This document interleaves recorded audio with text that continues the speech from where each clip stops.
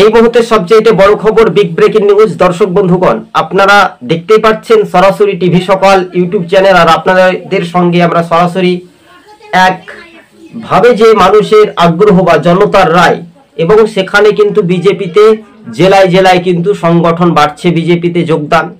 আমরা দেখেছিলাম বীরভূমের কে বেতাজ বাদশা, অর্থাৎ সেই লালমাটির জেলা অনুব্রত মণ্ডলের গড়ে, সেখানে বিজেপিতে বড় একটা যোগদান চলছে, অর্থাৎ তৃণমূল ছেড়ে বিজেপিতে যোগদান প্রায় 500 জনেরও বেশি ভোটার।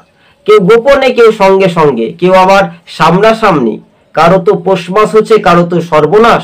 কিন্তু এই যে প্রচন্ড গরমের তাপ তাপ কারণে যে গরম, আর সেই উপনির্বাচনের ফলাফলটা কি হতে পারে? কেউ আবার বলছে সাগরদিঘি মডেলে ভোট হলে নাকি বিরোধীদের দাপট হতে পারে, আবার কেউ বলছে বিজেপি একটা বড় মাপের ফ্যাক্টর হতে পারে, আবার কেউ বলছে রাজ্যের শাসক দল তৃণমূলই ক্ষমতায় বাজিমাত করবে।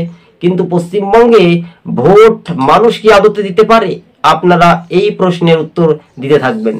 আমরা আজকে এই পর্যন্ত প্রতিবেদনটি তুলে ধরেছি। দর্শক